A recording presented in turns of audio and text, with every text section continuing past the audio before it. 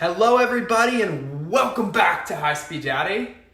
I'm George, the bald half of HighSpeedDaddy, Craig being the better looking manly half of HighSpeedDaddy, but I just like how my stuff goes. So I hope you read the caption, and I'm going to talk about coffee, the nectar of the gods today. I want to take a few minutes to talk to you guys. So what you saw me write was there's a 93% chance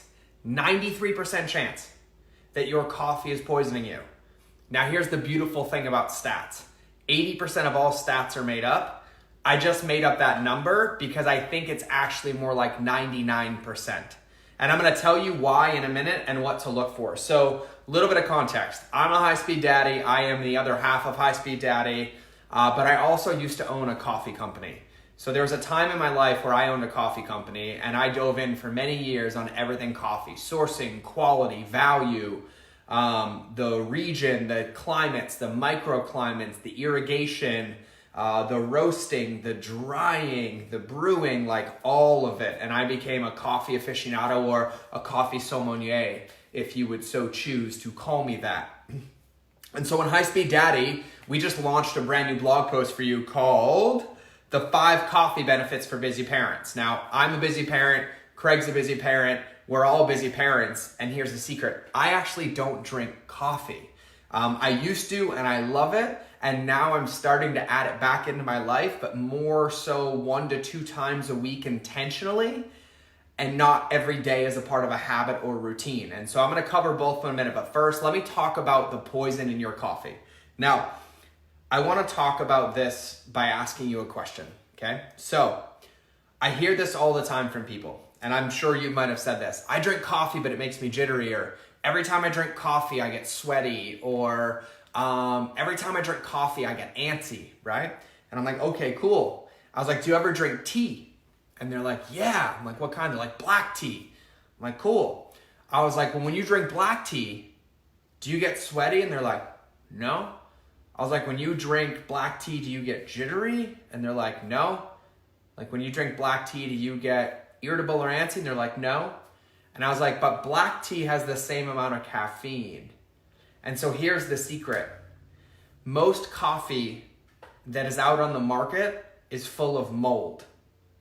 Coffee is a breeding ground for mold, okay? And so those side effects, those things that your body experiences are not reactions to caffeine. They are reactions to mold or toxins in the coffee most of the time because it's old and it's stale. And so when you get a coffee bean, it's picked from the farm. It's a green bean. It comes out of a cherry, right? So they pick the cherry, they remove the cherry, and there's a green bean on the inside. That is coffee in its raw form. Well, before you can have a cup of coffee, you have to roast that green bean to become the black bean that we all see with coffee. That roasting process is the art form. It's more complex than drinking a glass of wine or making a bottle of wine or a barrel of wine, but that's a whole different live stream, right? But here's what has to happen. In order for your coffee to be made into coffee, it has to be roasted from a green bean to a black bean. And in that roasting process, there are a lot of chemical reactions that are taking place, but in that roasting process, there's gas being filled inside of that bean. I believe it's nitric oxide, or I always forget the term. And in that, the heating of that bean and the roasting of that bean creates a gas inside of that bean. And so then when you grind your coffee to brew it, the grind is what starts to release that gas, and then the hot water that is between 195 and 205 degrees reacts with that gas, and one of 73 different chemical reactions takes place depending on water temperature, grind size, time, that gives you the flavor of your cup of coffee. Once a green coffee bean is roasted into a black coffee bean, that gas starts leaking out of the bean. And normally, coffee is only considered fresh as long as it's off gassing, right? And coffee off gases for about 21 days. After that 21 days, all that natural gas has been released and the coffee bean is basically dead. And so at that point, it becomes a breeding ground for mold and toxins and all these different things. And so what ends up happening is that you go to these coffee shops or you go to the grocery store and you see these bins of coffee that have been sitting out in the air months at a time, dead coffee. You go to a coffee shop that doesn't roast their own beans or bring them in and tell you when they're roasted. They've been sitting for 2 weeks, 3 weeks, 4 weeks, and you're getting coffee that has been over roasted or burnt so it tastes the same, but it's old and it's basically a breeding ground for toxins. So I can always tell when I have a cup of coffee how good the coffee is and how fresh it is based on how I feel. A fresh cup of coffee with clean caffeine makes you feel good. It makes you feel energized. It actually feels like it's supposed to feel. A cup of coffee that's old or full of toxins makes you feel heavy, jittery, sweaty. Sometimes you start to smell different. You get BO, you get antsy, you get anxiety, you get stress. And that's from the quality of the coffee, not the caffeine. And so what you want to be paying attention to when you drink your coffee, when you make your coffee at home, when you buy your coffee, you want to make sure that you're buying coffee that has a roast date. And you want to try to get as close to that roast date as possible. So if you're making it at home, buy a coffee that's roasted when you buy it and then use it within 3 weeks. Do not refrigerate it and do not freeze it. That will destroy your coffee. If you put it in the refrigerator, what ends up happening is moisture gets inside of that bean and destroys the gas faster. And then if you freeze it, that moisture cracks the bean and basically destroys the whole thing like this. The best place to keep coffee is in a dark container, in a pantry, 75, 76 degrees, and only grind your coffee right before you use it. So people at home buy pre-ground coffee. When was the last time you've ever seen a coffee shop use pre-ground coffee? They'll never use pre-ground coffee because once you grind it, you have about 30 seconds before all that gas is gone. And so you should have a burr grinder at your house.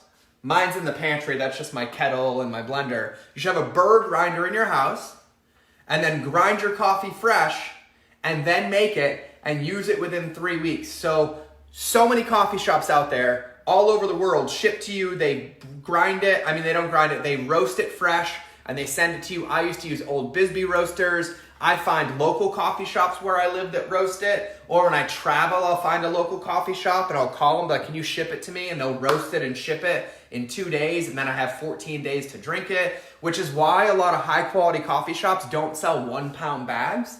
They'll sell like 8 or 10 or 12 ounce bags because it's a lot more consumable and you'll actually use it without it going bad.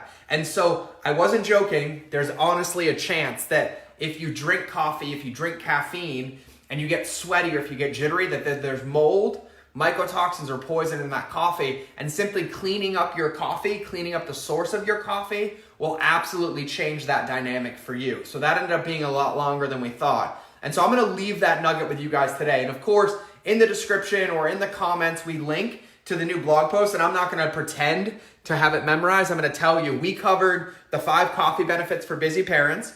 We also gave you my world famous cold brew recipe that I use, that I created. I even made like 42 cold brew flavors that we're going to start sharing with you guys on how you can make it, how you can make it in advance, and how you can store it in your fridge in mason jars like this that you can just have on hand, that is fresh, concentrated, and easy to use, and full of high quality coffee. It's covered in that blog post. And let's not pretend that we need another excuse to drink coffee, but if your friends give you a hard time, we give you 5 good reasons. We talk about the antioxidants, the mind, the focus, the exercise, your liver health. And I'm gonna ask you this. If you guys want me to talk about, at some point, the habits of coffee, how to use coffee to change habits in your life, set routines to accomplish goals, and my mindset around it, do me a favor and leave me a comment below and let me know, and I'll come back with popular demand. I'll even interview Craig and talk about his coffee habits. But with that being said, what I want you to do is I want you to take a hard look at your coffee, how you feel when you drink it, where you get it, where you buy it, how you're using it, and make sure, if given the opportunity, especially if you're a parent, that rather than putting sludge or junk in your tank, you're putting rocket fuel with good quality coffee.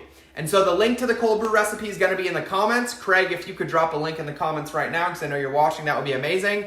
And I'm sure we're going to update it and put it in the description as well. Most importantly, if you need anything, you can leave a comment, you can shoot us a message, you can call us, send a carrier pigeon, and we will do everything but deliver the coffee to your house because we're going to be drinking it ourselves. But we'd love to support you any way that we can. Of course, my name is George. I am the younger half, or equally as good looking as Craig half of HighSpeedDaddy. And I'm here to support you in everything HighSpeedDaddy, to help you, to help men provide, protect, and connect. And most importantly, to live a life that we love and to be here as long as possible by making the best choices that we can. So with all that being said, have a beautiful day, and I will see you guys later. Mwah! Now stop drinking poison coffee.